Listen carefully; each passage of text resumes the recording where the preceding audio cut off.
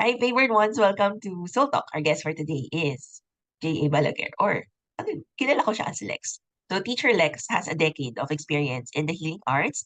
He is a Reiki master teacher, certified meditation teacher, and psychological first aid provider. Actually, ang dami niyang, ang dami niyang ginagawa. But I will let him share his journey to you, being a healer.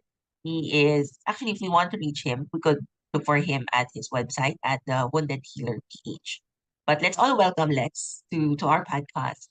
Good Hello, morning, good well, afternoon, good good evening. morning, good day, good night. Every time you are watching this video, hello to everyone. Maraming nagagalak ako na napakarami that you are here with us today. Thank you for inviting me and hoping to have a great conversation with you, friends. Actually, I know Lex, for those who don't know. I know Lex because of ESP, of Yeah. Esoteric Society of the Philippines. And that was a time when I was exploring, finding myself in spirituality. And it was also part of my own personal spiritual journey. And he was the first person that I've met. Oh, When I joined ESP, like, is ang that saya right? I naman. didn't know that. Oo, that was in Starbucks sa Rockwell. Ikaw yung una kong nakausap. So, I felt, kasi I was actually kind of nervous about it. Kasi ako, mga ano to, mga psychic, mga ganyan. Di naman talaga ako ganyan ka-gifted. Just exploring, di ba? Alam ko Yeah. lang lumalakas ang intuition ko, ganyan. But then you were so kind and assuring. Sabi ko, okay. Since he's one of the officers, I go, okay, I'm sure the group is also, would have the same kind of values and mindset as he does. So I felt assured that, oh, it's going to be okay. Thank you. Thank you for sharing that. I didn't know about that story. I'm so glad Oo. to be able to reconnect with you in that regard. So, when was Mhm. that? A long time ago na? 2016, 16 or 17, no? Or around those. Oo. Mga So, around those around those period, no? Hinahanap pa talaga ang sarili back then. oo, and now you are a lot more in tune with your own path, with your own journey. And I'm so proud of where you come to na rin, Brent. So, very happy to reconnect talaga. Very happy to reconnect. Wow, thank you. But sige, let's start with with the podcast. Could you Okay. share your own spiritual journey, how it all started? Kasi ang alam ko lang, when in one of the trainings that we went, you mentioned that Reiki was such a huge thing for you. It really changed your life. I'm not sure if that's actually the start, but could you share a little bit about your spiritual journey and how it has led you to be who you are right now? Sige, of course, absolutely. So thank you, Brands, again for allowing me to share a little bit about my service and myself. So just a brief intro to everyone who do not yet know about me. I am Teacher Lex. I have a decade of experience in the healing arts. So I started my journey in 2013. And today I'm a Reiki Master teacher. I'm also a certified meditation teacher. And I'm a psychological first aid provider.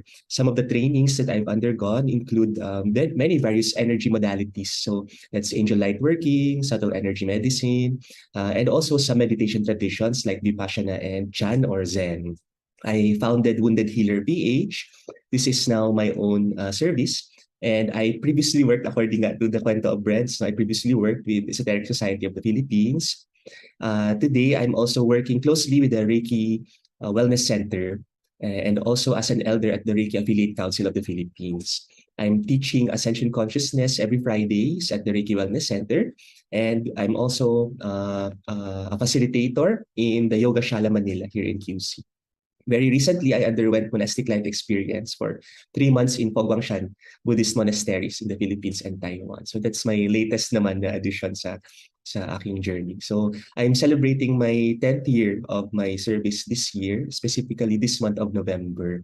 And I'm glad to be able to reconnect with our fellow light workers in this anniversary of my journey. So may I share po a few photos about my where I have come from. Ayan. So I was born in Bicol region in 91. My mother was a practitioner also.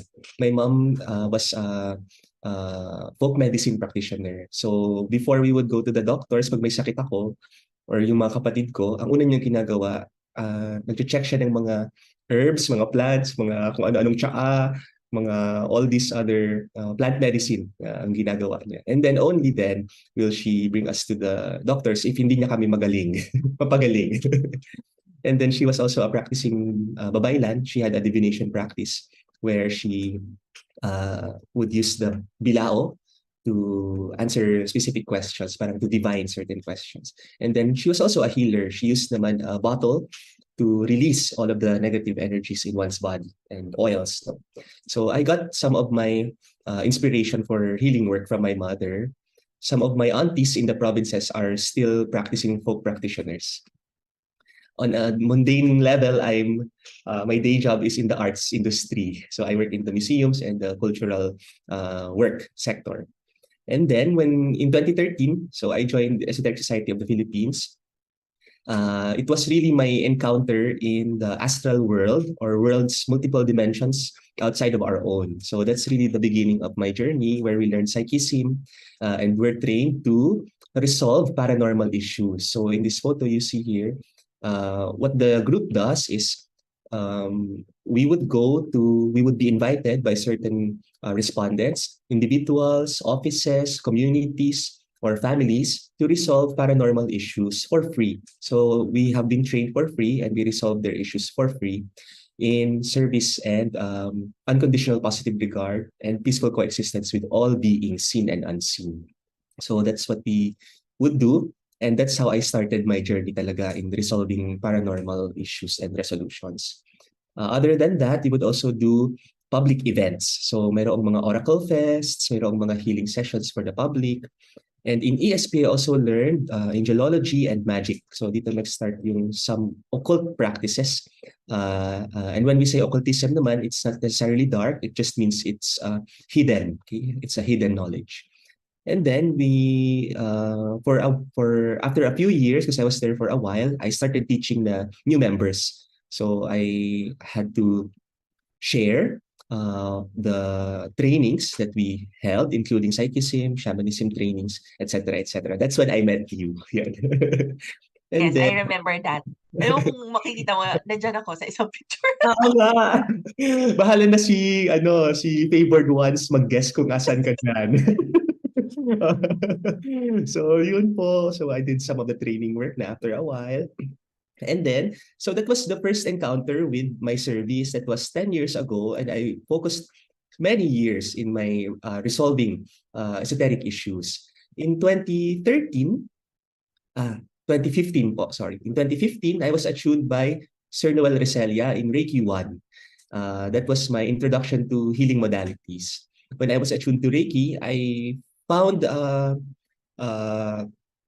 realization. I had a realization that that modality was something I would like to focus on because it just felt natural. It just felt natural to me. So when I started to practice Reiki, I've also now expanded to some of the modalities that were also healing work.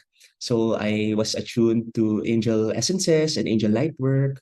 And I had my Reiki 2 attunement with teacher 𝐒𝐴 and my Reiki 3 attunement with Christopher C. Under the Theosophical Society of the Philippines. Christopher C.'s lineage is under Dan Maki over here, who's friends with my Reiki 2 teacher 𝐴. So Dan Maki is Dumaguete based. He's also a Reiki master teacher and a star seed. So that's my Reiki lineage. And other than angel light work, I've also done a lot of meditation work. So for a few years, I did Vipassana. Vipassana is the meditation taught by Gautama Buddha. And it's a beautiful meditation technique. That's meditation for enlightenment. Okay, and then I studied with my teacher, Dennis Dineshwara Daguman, who learned his Wu style technique in the 80s. So I do Wu Tai Chi. Wu style is very small frame. Okay, yun yung difference niya sa other Tai Chi forms. And then finally, very recently, I joined this monastic life experience in Fo Guangshan. Fo Guangshan is one of the Mahayana Buddhist orders, worldwide siya, no? But it's based in Taiwan. So for 3 months, I lived in 3 monasteries, one in Bacolod, this one is in Mabuhay Temple in Manila, and then finally in Taiwan in Kaohsiung. So there we learned a lot about temple history, the prominent and eminent monks, history of the order, of the 𝐓𝐴𝐭 order, a lot of Chan meditation, and monastic life experience. So we lived like monastics, but really we are now laity. We're part of the lay persons, laity of the Buddhist order. So, and then finally, I'm also an artist. So I would infuse my Reiki in some of my artworks. So these are Reiki infused works. And I'm also now, as part of Wounded Healer, doing a lot of public works, public services. So sometimes you might be able to see me in festivals. Recently, I was in Festival offering angel readings by donation. So that's my service naman when it comes to public events, mostly by donation siya, because that's how I give back to others. And then finally, I'm also involved in facilitation in different yoga studios or Reiki centers like Reiki Wellness and the Yoga Shal. So that's very briefly my journey. And I'd love to share more if there are other stories or questions about where I am now. Oh my gosh. You know, while you're briefly talking about it was like may commonality, as in super dami. Kasi I'm also a meditation practitioner. So I So, also tried Vipassana. I really? saw the dun pa sa this is sa Dasmariñas ba? Okay, oo. Oo, that was the old center pa of Oh, Vipassana. Sa oh, I picture mo. didn't know that, branch. That's good. That's Pumunta a ako doon, oh my gosh, ano yun, ilang days yun, hindi ka nagsasalita, puro meditation Oo. lang. 10 days, no talking, no singing, no reading, no praying. Just the Mm. meditation technique for 10 Oo, days. even journaling is not You allowed. cannot, oo. No exercise, nothing. Everything has to be the meditation for 10 days. So, ang galing, you were Tapos, able to do it oo, also. tapos meron ka rin Zen meditism, di ba? You know, talagang hindi ka gagalaw. Oh my gosh, Ah. parang nanginginig na yung legs ko noon. Kasi they have this sitting position that's required, di ba? Like, Yes. oh my gosh, ibang klaseng, ibang klaseng meditation ito. I think for me, it took me until the seventh day to really endure the pain. The pain was so unbearable talaga. Kasi you cannot move anything for 1 hour, di ba? When you learn the strong determination pose. So after that, you really... But then on the eighth day, suddenly it just clicked na parang the pain is also there, but I don't need to keep focusing on it, or it's just also passing. So on Yes, the it eighth day, is. parang, oh, nawala na lang siya bigla. Just Oo. Yeah, and then just when you're so used to the silence, biglang there's this yung honor honor noise, something like that, or ano ba yun, yung the last day we have to speak na. Tapos oh, parang ang ingay break niya. up the silence. Yeah, Ayun, so I was like, oh my gosh, okay. beautiful, It's beautiful. I'm glad it's that a you were. beautiful experience, but I was not really able to bring it into my daily practice. I found it so difficult. That's why Mhm. I'm also grateful for my current meditation group and my teacher right now because like okay, this is the meditation talaga na for me. And it really showed me that there are different kinds of meditation. We just need to find where we are really aligned to and how Absolutely. to grow from where we are in that practice. That's a great insight. I agree. Absolutely. I Mm-mm. agree. Oo. Pero yung I saw Master Christopher C. Siya rin yung first na nag-Reiki, sa akin, Oh, Reiki attunement. ano, we Mm. have sisters in the sisters and siblings. Pero Oo, sige, sisters ka rin. oo, siya yung sa Reiki 1 ko. But yung sa Reiki Master, it's already my meditation teacher who Okay. facilitated that. So, I'm so and all that. glad. Mm. Oo, and right now kasi I'm also looking at Yoga Shala kasi parang I have a friend who is in QC and she was saying na, try mo ito. And then I'm just looking at the IG. So I didn't know that you also are part. You're Yeah, part of Yoga Shala pala. just this year, I was starting to teach there meditation courses. And I do a bit of healing work also there. So, Oo.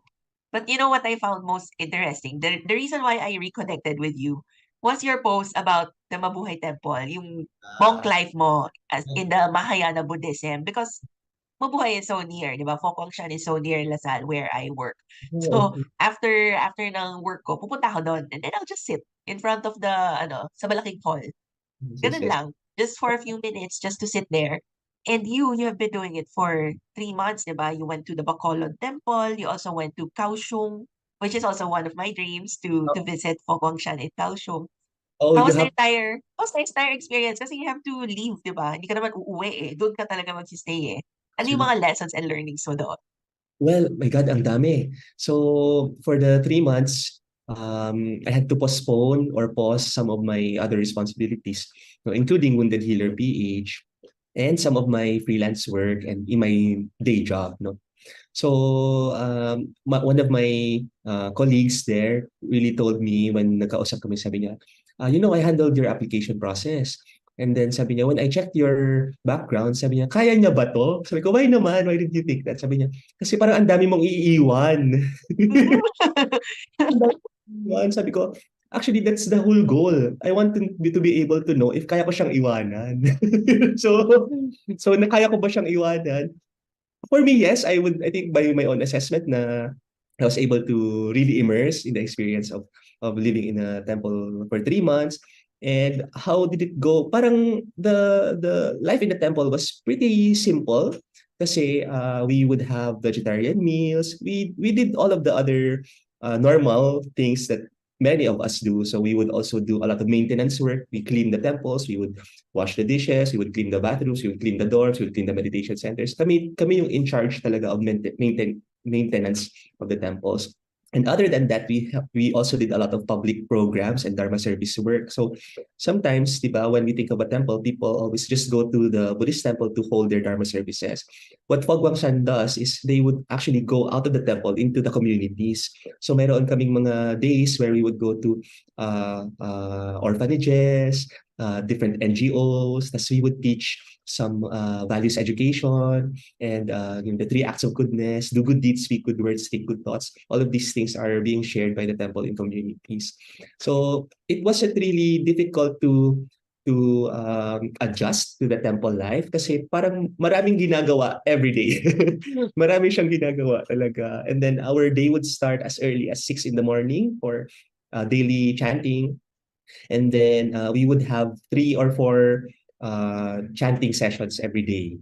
And then matatapos yung araw namin by 9 or 10 o'clock lights off na kami.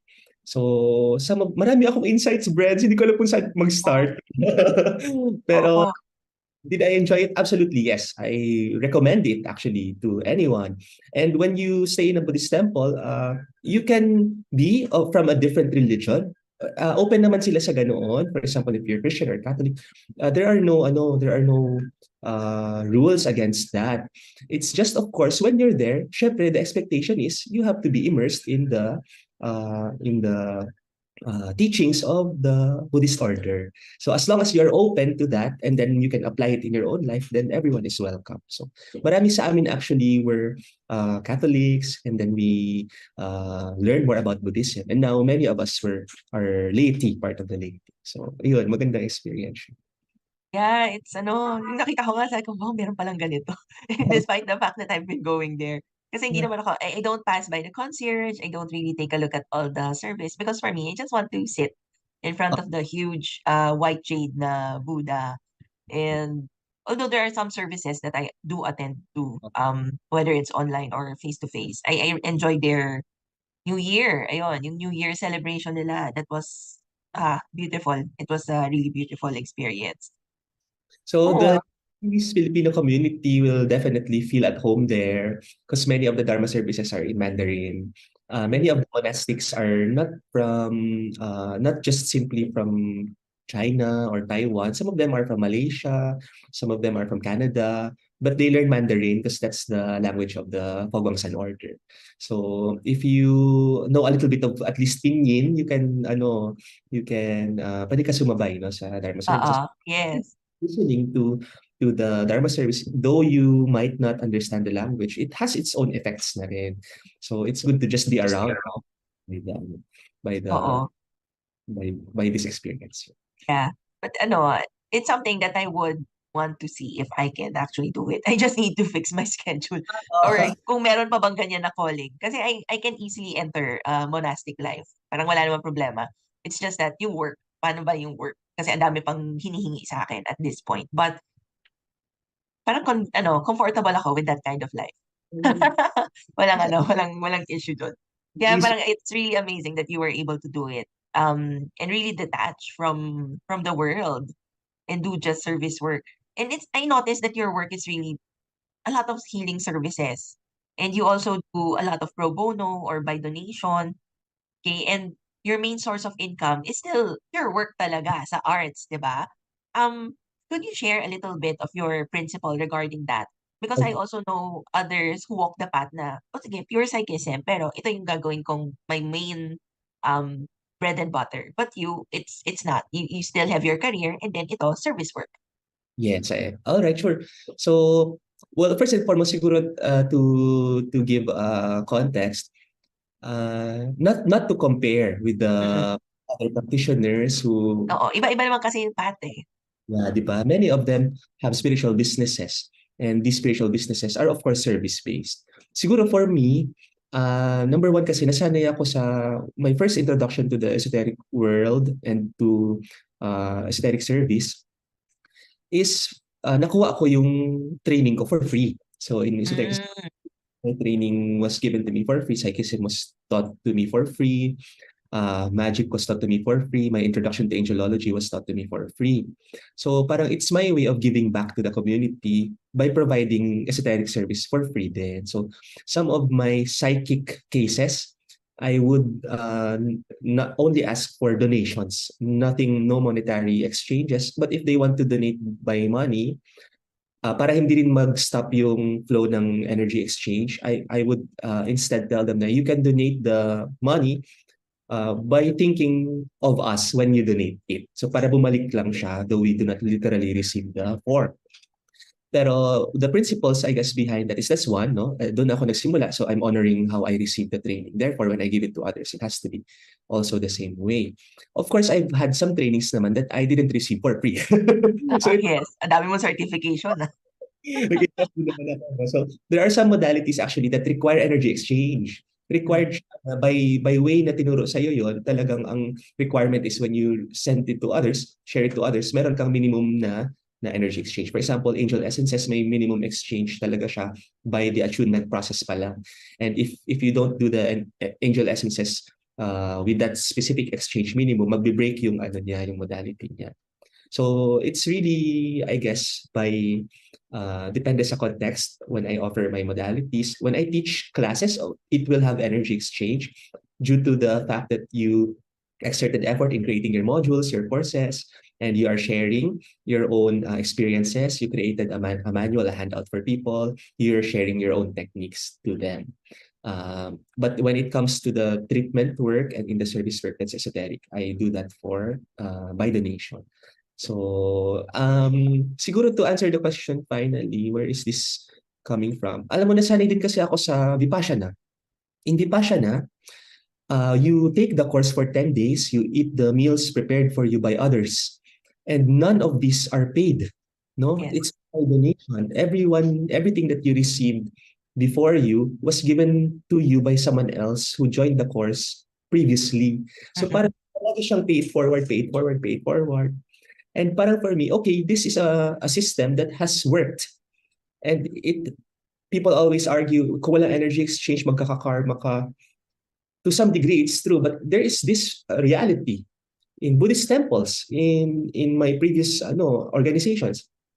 We did not need an exchange per se that's direct. The exchange is always indirect, but it will always return to you. Kasi energy naman does not need to be defined on how it's going to be funneled into what you're going to receive. It will be received by you in however way it will manifest that you need in your life. So long as you're open to sharing it, babalik at babalik sa'yo. Hindi mo kailangan i-define kung paano siya bumalik.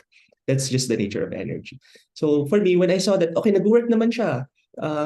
Everything here, the building, the structure, the food, the accommodation, the pillows, the bed sheets, lahat yan, walang binayad yan, may nag-donate yan para magamit mo siya. And then at the end of the course, ikaw na rin yung may chance mag-donate. Ikaw na rin yung may chance na pwedeng monetary, pwede rin by service. You can volunteer to cook, you can volunteer to help out as a course manager. So doon ako nasanay, brands, na may ganitong sistema na nag-work. So for Yes. aligned ako doon sa ganung sistema. And finally, in the Buddhist temples, ganoon din, everything was by donation. I didn't apply any application fees. And for the whole 3 months, it was all provided for by devotees of the temples. So I'm so grateful that many of the things that I am now doing were all gifted to me. Parang how blessed am I to be able to receive this out of the generosity of others. So for me, it's my way of giving back also to people na nakuha ko yan by generosity. I have to share it also under generosity. So that's my outlook on that. Yeah. Oh, that's beautiful. Kasi ang energy naman, actually you're accumulating merits when you do a lot of service work. Yes. And that's more than enough actually. When you Oh, accumulate merits, 'di ba? You receive the energy in katumbas sa merits. you know what they say, so di ba energy exchange? Energy exchange is 1:1. Kung ano yung binigay mo, yun yung babalik sa'yo. Pero when you give out of generosity, babalik yan sa'yo either tenfold or hundredfold. Mm. Kasi hindi mo siya binigyan ng limit kung paano siya babalik. Hundredfold yan. Ah, Kasi it comes, I love that. yan, totoo yan, totoo yan. So, that's why, Ano, kasi you mentioned earlier that your mother, no, your mother is already practicing yung sa folk medicine, 'di ba? And it's really part of your bloodline.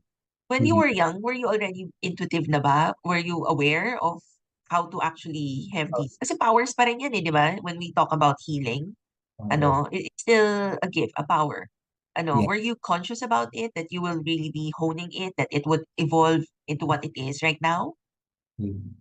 When I was young, I would observe how my mom would discreetly practice. Ayaw niyang i-share, pero marami siyang friends na folk practitioners. Mm, Masyadong i-publicize. Family niya lang ginagawa or mga friends or office mates. But when I was growing up, for me, I don't know, as a young person, as a teenager growing up, parang for me, hindi yun cool. Growing up. Growing up, parang I would observe my mom. For me, hindi yun cool. So parang hindi ko siya, at that time parang yun yung mindset ko. Parang hindi ko siya gustong gawin kasi hindi siya cool, hindi yun, current, So, for me, hindi ko masyadong pinapansin yung mom ko during those days.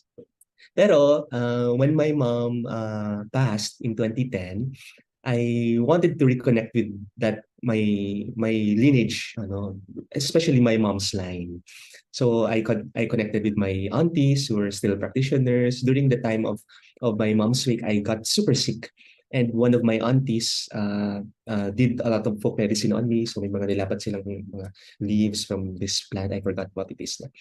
So parang from there, it sort of reminded me na, oo, ito yung lineage ng mom ko. Ito yung lineage na pinanggalingan ko na nung bata ko, hindi ko pinapansin. Pero ngayon na that my mom has passed, parang it's something that is being rekindled in me. In fact, in 2013, when I joined ESP, one of my primary reasons was I wanted to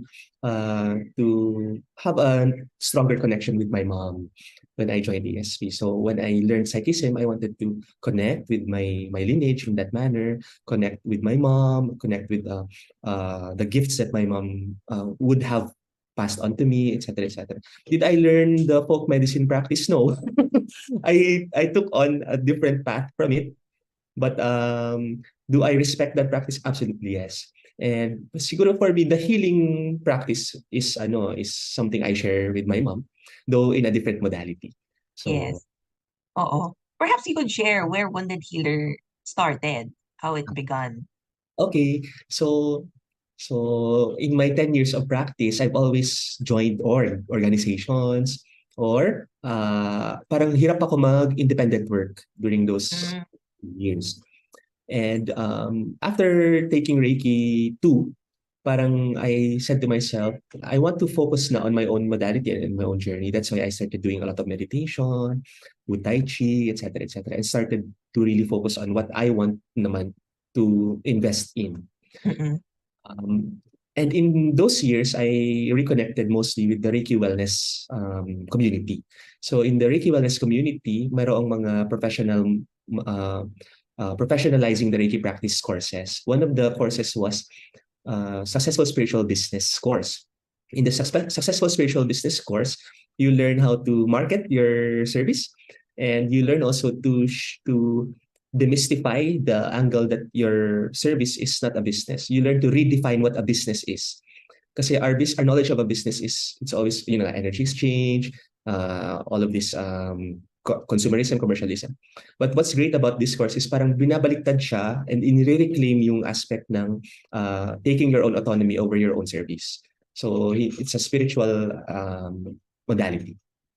Doon ko na-develop si Wounded. So, kasi before, my practice was just, I would do it na lang because I know how to do it, or I would do it under an org. But to be able to define my own work in Wounded Healer, it really started with that course. But the inspiration of Wounded is something very personal. I'm really inspired by the Japanese wabi-sabi philosophy. Diba, in wabi-sabi, Yung pag nabasag, yung ano. oh, yes. Diba, Mm. kintsugi, yung ceramics, pottery, when it breaks, the Japanese, though hindi lang naman siya sa Japan exclusive, maraming cultures who would do it. But in Japan, they call it kintsugi. They would repair broken pottery or ceramics via gold lining. So for me, that's an inspiring metaphor for healing work. Parang we are all broken to some degree, and we continuously try to fix ourselves, or we leave ourselves broken. But by this metaphor, we learn na, okay, I can actually um, celebrate my brokenness, di ba? By putting gold lining to put our brokenness back together. It's like a celebration na, okay, ina-highlight ko pa actually yung brokenness ko at ang ganda niya. So it's a way for us to reclaim that the people always say your wounds will never leave. They will always be part of you na. It's just how well you are going to live with your wounds or how well you can integrate it in your life. So one of my greatest wounds, since we're sharing na rin about wounds, was my mom's passing. It really took me a while to grieve my mom's passing. But these are some of the ways by which I found myself. Feeling ko dark night of the soul ko yun. Doon talaga nag-turn yung life ko eh. Before that, I was, di ba nga ang kwento ko pa, it was not cool for me. Ganun. Di ba, hindi, Bigla. Oo, yung time na yun, that was, ano na, you embrace yung hindi mo masyadong gusto. after that event in my life, I had a deeper appreciation for my mom. I had a deeper appreciation for the lineage. I had a deeper appreciation for healing work. Tapos doon na nag-start yung well, now it's been a decade no since then. So that's my goal for Wounded Healer is, okay, I will start to invest on my own autonomy. I will invest on my own personal work so that I can share the modalities I learned in this personal project. Kasi in Wounded, ako na to, di ba? This is all me na. Everything I do in Wounded is all what I have done for myself so that I can share it to Alex. And finally, by Wounded Healer, yun no, yung imahen na si Wounded Healer din kasi archetype din siya sa astrology. Chiron, no? Si Chiron.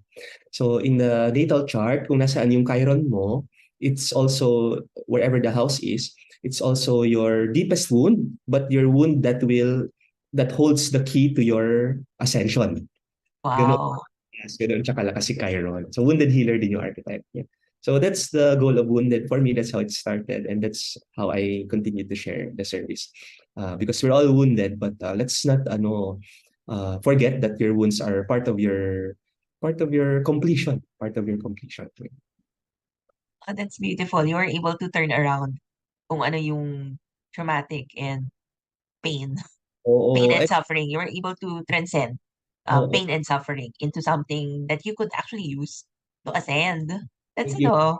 that's not every day that I would hear. And I think in your path, kasi you've gone through psychism, diba? And then you've also gone through folk medicine.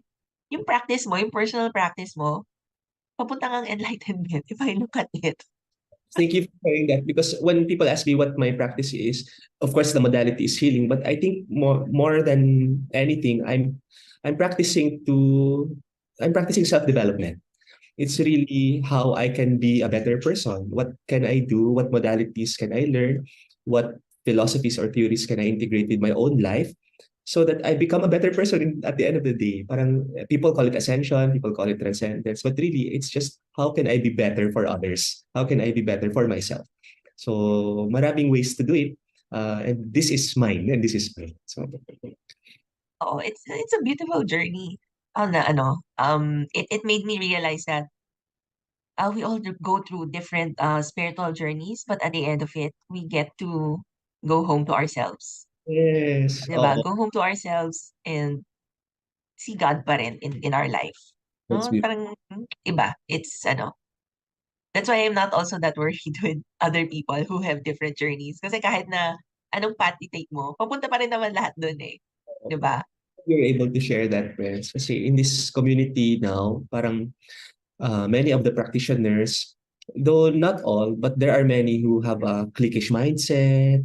When they talk about their own community, it's always Mm, comparison to another kind of practitioner. It's always this parang black and white mindset na parang one is light, one is dark. When really, all of these modalities are all divinely guided. Kasi if, for example, I came from the paranormal traditions, if there were no one who learned how to handle paranormal cases, how could we live in a world without evil? How can we live in a world where people and spirits coexist or elementals coexist? There has to be people who would do that kind of work. If there were no people who would do those works because we keep on judging them that their work is dark or it's not light work, when that event happens to you, how will you handle it? No, there has to be people who can, so that yes. people think it's dirty work. It's not dirty work. It's service. This is how we protect others, the communities, from getting in dangerous situations. No? And many of us have to learn the ins and outs of it, so that when it appears in our work, we know how to handle it. No?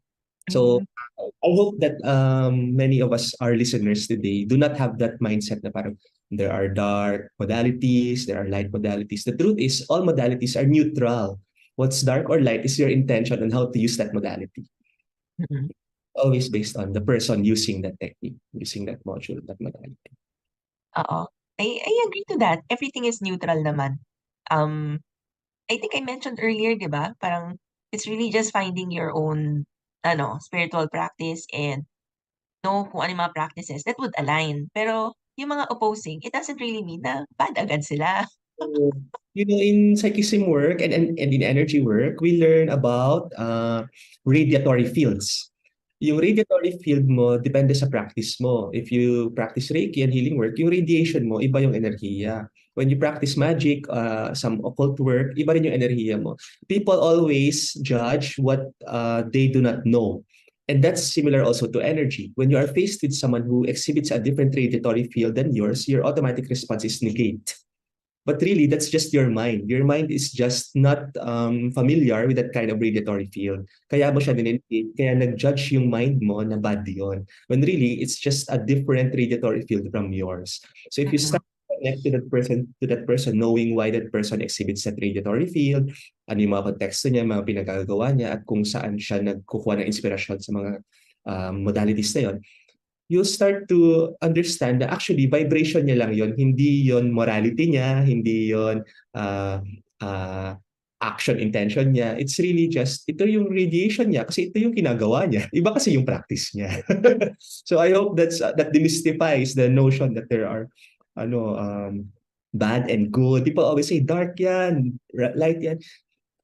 People might need to expand their understanding of what constitutes as bad or good. And if they need groundedness in that, just go to the intention. Ano yung intention ng practitioner? Ginamit niya ba for masama? Eh di yun yung bad. Oo. But the practice itself is okay. So how Parang you at the end of the day, pinapasa Diyos na. Parang Lord, kayo na bahala. Masyado ng sometimes I don't want to complicate my thinking na or parang I, as much as possible, I catch myself when I see myself judging. yeah. So if that happens, I like, stop, drop it. That's not my practice. Just as what you've said, there's a reason for that, and it's needed most likely, diba? It's just a different healing modality. Yes. And may I also share, and this is just an observation, because we're going deep into the conversation about modalities, healing work, etc., etc. I've also observed, no, in many of the communities, especially in the lightworking community, many of the lightworks have not done shadow work. Many Mm, of the light workers are okay. They project this healing light. They project love and light, which is great because this is what you need in order to transmute energies. But without doing your own shadow work, without facing your own demons, without facing your own repressed emotions, without facing your own shadow aspects, you cannot begin to handle cases where that shadow is being faced to you by your own client or by your own respondent. Paano mo siya ngayon i-heal kung hindi mo alam kung paano i-handle yun kasi hindi mo pa yung hinihil sa sarili mo? Many of us are always as thinking about ascension, parang I have to always go up, up, up, up. But no one thinks of going down. No one thinks about meeting their own shadows. No one thinks about meeting their own repressed emotions. No one thinks about meeting their own anger, their own greed. No, we're all human. We are all vulnerable to that. If you negate it, then you are simply repressing it instead of negating it and focusing on light, light, light, light, light, love, love, love, love, love. Handle it. Face it na ano yung greed, what part of me exhibits greed? How does it manifest? What part of me exhibits fear? What part of me exhibits anger towards another person? Ano yung reasons at nagkakaroon ako ng mga ganitong reaction? And then Mm. about these things, that's when you start to turn it around and become friends with your demons. That's shadow work. Many of the light work community unfortunately have not yet done their shadow work. So when they are hit by something stronger emotionally or something intense about their lives, like the tower energy in the card, they cannot bounce back from that kasi wala silang foundations of the groundedness. So am I still doing shadow work? Yes, I do my shadow work every day. Shadow work is your Every is day talaga. you confront yourself every day. Every day I judge myself by not judge na but I critique myself. I assess myself. Okay, ano yung what could I have done today which would have made a better effect towards this kind of situation. Kunwari nagalit ako sa Grab driver ko. Ano yung pinanggalingan ng anger ko? Bakit ako galit? Bakit akala ko ba na-resolve ko na tong anger na to? These Mm. important. And then when we assess ourselves by saying, okay, nagalit ako kasi, okay, stress ako ngayon, stress ako kasi pinipilit ko yung sarili ko pumunta dito kahit alam kong hindi ko naman kaya, yung katawan ko hindi ko na talaga kaya. Then you start to become aware and vulnerable about your own limitations and weaknesses. And by being so, you are more, you actually take care of yourself because now you can establish your own boundaries. Hindi ko pa kaya mag-heal kasi may hinihil pa ako. People Mm. okay, heal ako, pero hindi pa nila hinihil yung sarili nila. How do you think that's going to affect your client? You think your client's going to get the best experience from your healing work? No, absolutely not. They might even feed off pa from your unresolved issues. You might even create an echo chamber where you're both feeding off each other's fears. So these are very important to talk about, especially in our community, because people don't really talk about it. People don't really. It just goes to show how important awareness is. No, Yeah. kasi there's a lot of terminologies that we use, but at the end of the day, it's really awareness, no? Um, Parang recent na lesson ko rin yan eh, na our guides, our angels, they would answer our questions based on our consciousness. Hmm. And at the topmost of their answer, there is a door para sa higher level of consciousness. If we're aware enough, we could actually Enter. expand, grow horizontally or vertically, no matter what kind of growth is being asked of us. So, depende na how aware we are. So, yun. And sa akin kasi, pag ganyan, there's always a reason for that. There's also lessons that the practitioner has to learn through their own clients. And the client also has to learn something from the practitioner that they approach to. So, pero at the heart of it is really awareness. Mhm. How you are okay in your own, in your own self. Yun. Absolutely. Thank you for saying awareness. Most people are aware of their skills, but they are not aware of their own radiatory fields. They do not know Mm. what they bring out by their own simply being there. No? They know what they Ah, sila, may training. parang hindi na kasi ako masyado lumalabas. I Ah, just meditate on my own. Kasi with your experience, you're so exposed to different groups. With me, I found my own group na, and then I'm so happy with my own practice. Although, I still go to the temples, the churches, kasi yun yung nag-align sa practice ko eh. Um, Meron pa rin naman mga ganyan, mga not so nice things, but I don't mind it anymore. Parang I'm just there to with God and to meditate, do service work, ganun. So I don't mind the little, mga little inconveniences or yung mind, ego ng iba, parang hinahayaan ko na lang. I just, I guess that's my own, my own practice. That's So, good. it's rare for me to really go out na in groups because it's, my own practice. And I I'm so comfortable with it right now that di ko alam kung mag-expand pa. But let's see, kasi we never know naman where we will be called eh, 'di ba? Sa next part ng journey. That's great, Brands. I'm glad na you're able to find your circle and focus on your circle. Me naman, on my case kasi, as a teacher, parang I meet different people every day, no? And from Mm. different practices, and then I can share what I would like to share for that time. But people will always have different interpretations given na ito rin yung konteksto nila, pinanggalingan nila, ito yung history. Oo, of course. Different, filtered kasi through experiences eh. So me siguro that word is interesting, you're expanding, no. On my case, I have to be around people who are not like me.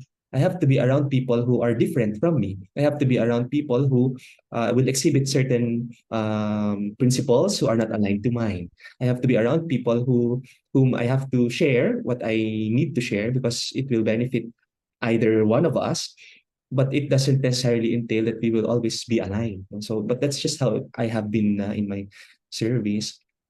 And I guess my way of sharing this insight is because in the New Age community and spiritual communities we're all building in the recent years, parang people have that idea na because I am able to acquire it, I'm attuned to it, I have a certificate for it, parang enough na to. No, you have to practice it pa rin eh. Or for me, more than the practice, how have you applied that in your own life? Hindi mo, for me, ask yourself, yes, you can share it to your client. Yes, you can heal your client. But by taking this modality and you as a practitioner of it, or even as a teacher of it, paano mo na siya ginamit sa buhay mo? Nakatulong ba siya sa buhay mo? Kung nakatulong siya, saka mo siya ituro, saka mo siya i-share. Kasi it means that you've embodied that practice. For me, people have a culture in these recent years of just acquiring certificates, acquiring knowledge, acquiring skills, so that they can share it as their service, price it inflatedly. Talagang Mm, times 30 yung presyo nila. And for me, okay, I don't want to I don't know their motivations and intentions because I don't have access to them. But we are building that culture by providing that reality to your clients na ito yung ino-offer ko kasi mayroon akong alam. Oo, for me, sige, you have that knowledge, that wisdom, and that skill. But how have you applied that in your life? If you are a client and your teacher exhibits this certain way and says a different thing, and if what their actions and their words do not align, be wary, no? Be careful. There's so many practitioners out there. I'm not demeaning anyone, but I'm challenging practitioners to be more aware. Your word is aware. To be more aware. Okay, I'm aware of my gifts. I'm aware of my skills. But how aware am I of what I bring with this modality? How do I contribute to this modality? Do I add something new to this modality by my own experience of it, or am I just using it as a tool? mm-mm. So that's a challenge as siguro as a teacher, ganun kasi ako magturo, parang I don't teach the skills. I have to be able to share that these modalities are sacred. You have to respect them. They should not be misused. They should not be utilized for personal gain. It has to help others for the greater good of many others who can benefit from it. Not everyone will have that principle, but for me, I advocate for that because Mm-mm. the culture that we are now building seems to be a selfish culture, unfortunately. So we have to find a way to neutralize that. So yun lang, that's my You know, being a teacher really is a big responsibility, And, when you were speaking about it, hindi ka na wounded healer, you're a warrior healer. Oh, thank you. There's such courage when you're speaking and you're very firm in your belief. Um, this is also something that has to be heard by some people. And but depende na sa kanila kung talaga makikinig sila, di ba? But it is also something that has to be heard. Ako hindi pa ako nakaka-encounter. Although even in my mundane life at work or even as simple as going to a seminar, kasi nakaka-experience ako, ba't ako sinasakikik-attack? Wala akong ginagawa. Na parang Really, nagtatrabaho lang ako dito, wait lang. that's very common, very common. And Oo. coming from that experience, very recently I joined this fair for mystics. Tapos nung first 1 or 2 hours, everyone was psychically scanning everyone else. Ayos ka? Oo, Ako ayoko eh. I don't want. Parang for me, it's my protocol. Parang I guess I also got it from my teacher na if it's not your business, your business. There are things that you don't need to know, even if you have access to it. So I really hold on to that, yung ganun na protocol. It's also respect na rin. I'm glad you do because when that happened to me, I felt like, okay, wala naman ako tinatago. Pwede mo ako sleep and sure. Pero by doing that, parang what is it that you're trying to gain from scanning me? What is it that you're trying to gain Mm. from everyone else around you? Parang now I question your own motivation. If you're a practitioner who wants to help others and here you are scanning without permission, that's already karmic on your end. That's irresponsible practice. And not just that, there are others whom I've met, some of them my friends, who just blurt out a scanning that you didn't ask for. Uy, did you, Oo, may protocol din nga yun. Mm. uy, meron ka bang past life where you're ganyan, ganyan? And I'm like, first of all, it's rude to scan without permission. And number two, you went to a past life, that's already something that you should have asked to go for before even telling me. But they always say, sometimes kasi malakas ng intuition ko, I cannot stop. You have a choice to share it or not. You have a choice. You always have a choice. No? Parang, okay, yung scan mo. Kaya pala you also you brought this up because you also experienced those. And I would understand, some people would really feel like it's an intrusion, no? It's an intrusion. So, parang nabasag, nasira yung protocol na dapat sinusunod ng lahat ng practitioners. So, I also understand where you're coming from. Brands. I feel like this conversation is more like, okay, we have so many practitioners out here, but let's now go to the important questions. Ethics, principles, no? How do you practice responsibly? Kasi your skills are not enough. How do you use the skills responsibly so that you can help even more people and not hurt them and not hurt them? Baka So, yan yung role mo ngayon. That's what you're being called to do. Kaya na-bring up ito ngayon sa conversation. So impact. being a teacher, perhaps you're also being called to talk about it. Talk lang muna. Hindi naman wala nung kailangan gawin about it eh. Just talk Ah. about it, diba? Just to create awareness. And kaya, warrior healer nga. Yeah, thank you for listening, friends. I hope that others might be able to find some open-mindedness in this conversation.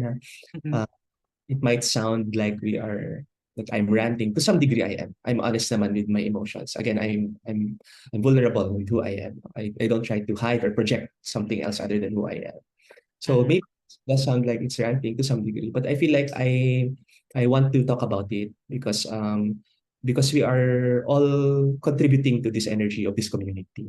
So until we are aware of what we bring out, we should be able to limit or have a discernment on our roles and what we share in the community. Let's pray for awareness, di ba? Actually, part of my prayer is really for the enlightenment of all sentient beings. That includes us then, di ba? So that's one of the things that's one of my service work, to really pray, to really pray. That's why hindi rin ako masyado lumalabas. And if I do help out, it's really just yung one-on-ones among my circle or network kung saan ako gumagalaw sa work, sa anywhere I move, yun lang. But perhaps there's also another calling for me to start going out na rin. Speaking of mga fairs, mystic fairs. Actually, I'm joining one this coming Saturday. And I just asked na lang another friend, "Uy, dagdagan mo na lang yung layer of protection ko ha. Ayoko na isipin yung mga ganyan. Basta ako dinasal ko and I ask for protection. I know it's done, but it won't harm naman if you would add another layer or two." So dun na lang. That's Kasi good. kasi I know those are not I can do it, but that's not my specialization. So I would just ask friends who have that specialization to do it for me. And I'm thankful that I'm being given those kinds of friends who could help me in my spiritual journey as well. That's good. Yeah, recently I taught a psychic shielding course in the Reiki framework naman. So mostly Mm. practitioners who learn the symbol for protection, for wardings, etc., etc., etc. And then many of my students during that class shared that they went to one of the recent conferences for magicians and practitioners and diviners, etc., etc. And according to them, the shielding was so important for them because during that time, also in the event, parang people were all again, scanning without permission. People were Mm. out energy and radiatory fields that they were not in control of. So the protection seminar helped them a lot mentally and emotionally, not just spiritually, but mentally and emotionally as well. So you're right, this added layer of protection is not only an addition anymore, it's actually a necessity. It's a necessity. But we want to bring it up para people become more aware of their own regulatory fields. Even myself, I want to be aware of what I give out. And if it's something also that I need to work on, I'm accountable for it. I know when I'm wrong, I will also uh, uh, do my own work because that's what I've been doing naman for all these years. It's always Oo. been self-investment talaga. So, I look forward to knowing more about your journey. And ang dami nangyari just one oh, decade. Ang dami, di ba? I'm sure pati ikaw nagulat ka rin sana. Ito na pala yung pinagagawa nitong babae.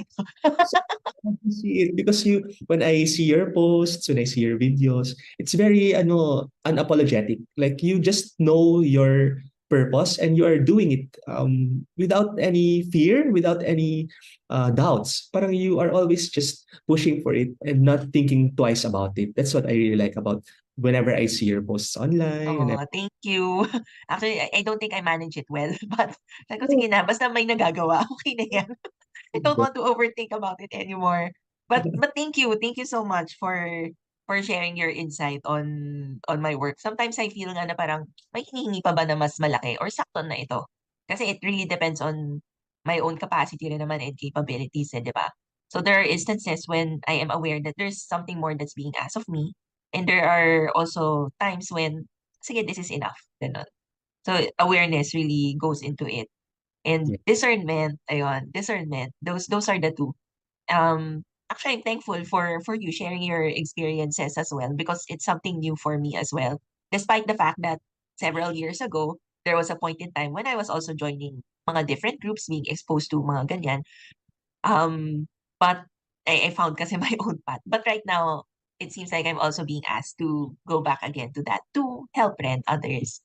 Not for anything else, but also to help others. Yes. And hearing this, I'm so excited for you because this is a new chapter. Now you will your light in a brighter field in newer communities no who might also need your light. So that's what we do naman as healers and light workers. We expand, we extend, and when we are called, we should be there. No questions asked. This Yeah. is Mm-mm. So that also parang that validates din yung pagiging warrior healer mo. oh, Right? yes, there's a lot of things that need fixing, and it's not going to be done by one person alone. It's a community Mm-mm. work, a community. Yes, community talaga siya. But And this, I'm really grateful for the time that you have spent with me and to share all of your learnings sa journey mo rin.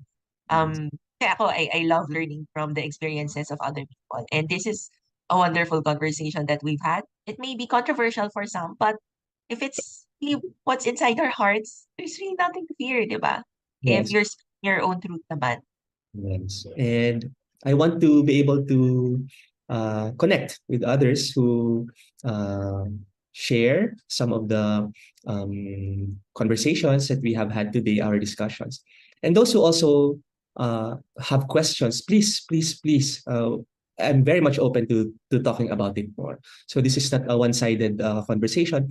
Please let me know if it resonates or not, and then we can start our own discourse about it. This is what we need in our community. We need people to start talking about our own challenges and our own uh, um, uh, awareness of where we currently are. So again, I'm open to it po. Please let me know what are some of your insights from this conversation. And hopefully we can build a stronger community from it.